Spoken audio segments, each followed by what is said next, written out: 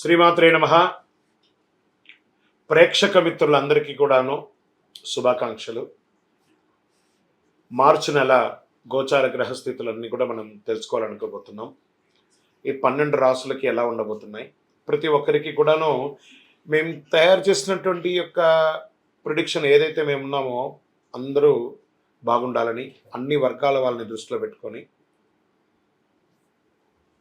గోచార గ్రహస్థితి ప్రకారంగా ప్రిడిక్షన్స్ అనేది ఇవ్వడం జరుగుతుంది.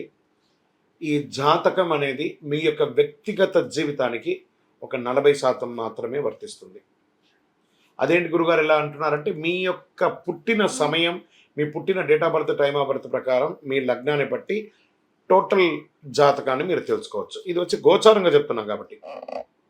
సరే, ఈ గ్రహస్థితులంతా కూడా ప్రతి ఒక్కరికి కూడా కొన్ని ఆశలు, నాకు ఉద్యోగం వస్తుందా, నాకు వ్యాపారం బాగుంటుందా, నాకు పెళ్లి జరుగుతుందా, ఇవన్నీ కూడా ఉన్నాయి కదా. చాలా క్వశ్చన్స్ అన్నీ ఉంటాయి. వాటన్నిటికీ కూడాను ఇదొక రిలీఫ్గా ఉంటుంది అని చెప్పగలుగుతున్నాను. తర్వాత మీ యొక్క జాతకం తెలుసుకోవాలనుకుంటున్న వాళ్ళు చాలామంది మమ్మల్ని సంప్రదిస్తున్నారు చూస్తారా. ఓన్లీ వాట్సాప్ చేయకండి, కాల్ చేయకండి దయచేసి. వాట్సాప్ చూసిన తర్వాత మా అడ్మిన్ మీకు రిప్లై ఇస్తారు. అదొకటి. తర్వాత 21 సంవత్సరాల లోపు ఉన్న పిల్లలు దయచేసి జాతకం గురించి తెలుసుకోకండి. మీరు చదవండి, చదివి అభివృద్ధిలోకి రండి.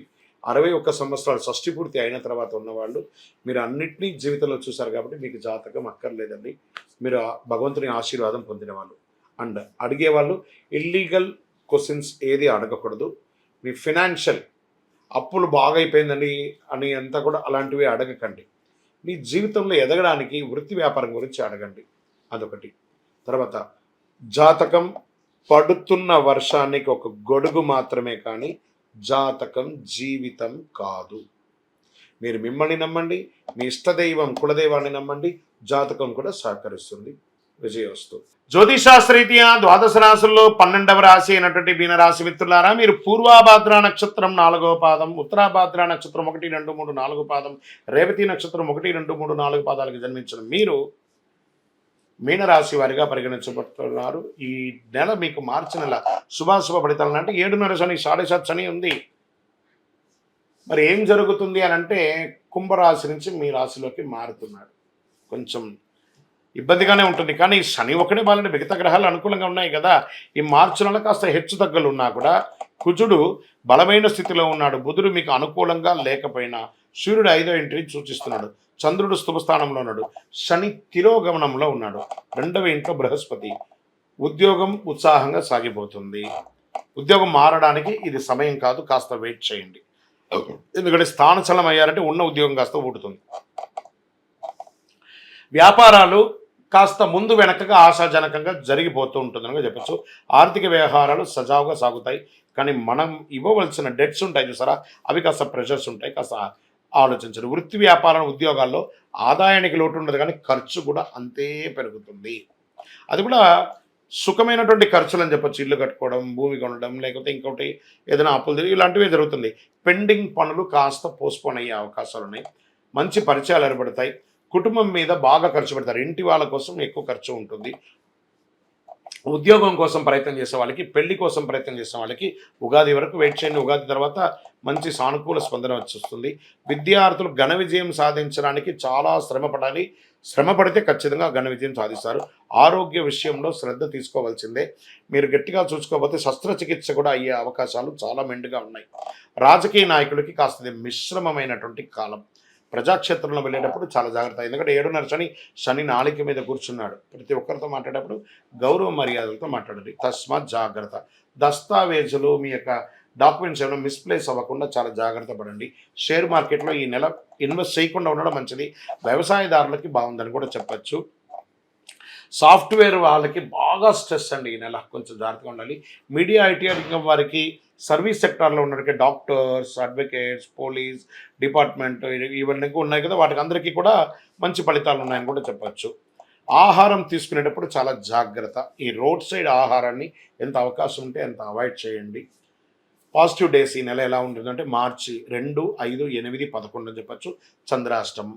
మార్చ్ 17/3/2025 1:15 ఉదయం నుండి 19/3/2025 2:06 వరకు చంద్రాష్టం ఉంటుంది. కాబట్టి చాలా జాగ్రత్తగా ఉండాలి. మరి అదృష్ట సంఖ్య ఈ నెల 2 మరియు 7. పరిహారం మంగళవారం సుబ్రహ్మణ్య స్వామి వారికి పాలాభిషేకం చేయండి. ఆదివారం రాహుకాల సమయంలో భైరవ స్వామి వారికి ఒక నెయ్యి దీపం వెలిగించండి. ప్రదోష కాలంలో శివుడికి అభిషేకం చేయండి. అన్ని రకాలుగా మీకు అనుకూలం జరుగుతుంది. అతి శక్తివంతమైనటువంటి కరుంగాలి మాలను ధరించండి. అతి శక్తివంతమైనటువంటి కరుంగాలి మాలను ధరించండి. ఆరోగ్యంగా, ఐశ్వర్యంగా, సంతోషంగా, ఆనందంగానూ ఉంటారు. ఇంకను మీ యొక్క కోరికలన్నీ తెరవడానికి మీ యొక్క ఇంటి ఇలవేల్పు దగ్గరికి వెళ్ళి మీ వయస్సు సంఖ్య ఎంత ఉందో అన్ని దీపాలు వెలిగించండి. విజయోస్తు. ఈ 12 ద్వాదశ రాశి ఫలితాలన్నీ పొందిన ప్రతి ఒక్కరు కూడా ఆయురారోగ్య, ఐశ్వర్య, భోగభాగ్యాలతో ఉండాలని ఆ అఖిలాండ కోటి బ్రహ్మాండ నాయకుడు శ్రీ ధర్మశాస్త్ర అయ్యప్ప స్వామి వారి 18 అవతారముల దేవాలయం తిరుపతిలో మీకోసం ప్రార్థన చేస్తున్నాం. ఈ దేవాలయాన్ని బ్రహ్మశ్రీ డాక్టర్ చంద్రమౌళి గురుస్వామి గారు జీవకోన అనే ప్రాంతంలో జీవలింగేశ్వర స్వామి సన్నిధానంలో నిర్వర్తించారు. ఇది రైల్వే స్టేషన్ బస్టాండ్ తిరుపతి నుండి 3 కిలోమీటర్ల దూరంలో ఉంటుంది. మీరు తిరుపతికి వచ్చినప్పుడు తప్పకుండా స్వామివారి దర్శనం చేసుకోండి. ఆ భగవంతుని అనుగ్రహం పొందండి. ఆయురారోగ్యంగా ఉండండి, సంతోషంగా ఉండండి. స్వామి శరణమయ్యప్ప. అందరికీ అయ్యప్ప స్వామి వారి యొక్క విశిష్టతలంతా కూడా మనం గత కొన్ని నెలలుగా చెప్పుకుంటూ వచ్చాం కదా.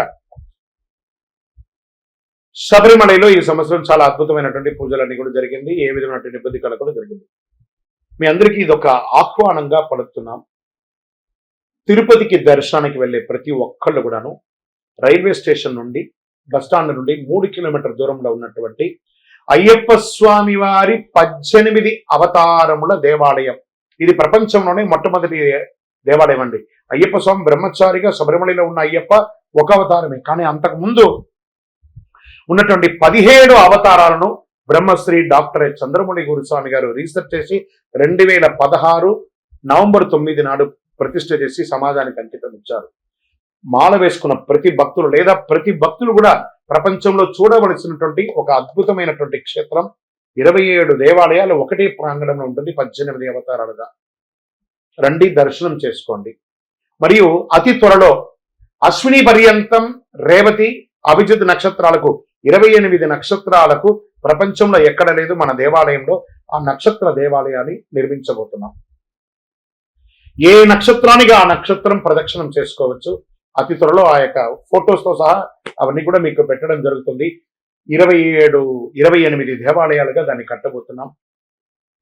ఆధ్యాత్మిక ప్రపంచంలో ఉన్నటువంటి భగవద్బంధువులందరూ దేవాలయాన్ని దర్శనం చేసుకోండి. ఉదయం 6 నుంచి 11 గంటల వరకు, సాయంత్రం 5 నుంచి 8 గంటల వరకు ఈ యొక్క దర్శనం ఉంటుంది. జీవకోన అనే ఒక ప్రాంతంలో జీవలింగేశ్వర స్వామి సన్నిధానంలో 365 రోజులు శివుని మీద నీళ్లు పడుతున్నటువంటి ప్రాంతం కాబట్టి దాన్ని జీవకోన అంటారు. అందులో ఈ యొక్క దేవాలయం ఉంటుంది. తప్పకుండా రండి, దర్శనం చేసుకోండి, స్వామివారి అనుగ్రహం పొందండి. జీవితంలో పుట్టినందుకు ఒక్కసారైనా శబరిమలకి వెళ్ళాలి అని అంటారు చూసారా. మనకు ఆ స్వామివారి అనుగ్రహం ఉంటేనే ఆ ప్రాంతంలో మనం అడుగు పెట్టగలం. శరణమయ్యప్ప. చంద్రమౌళి వెంకటేశ్వర గురుస్వామి.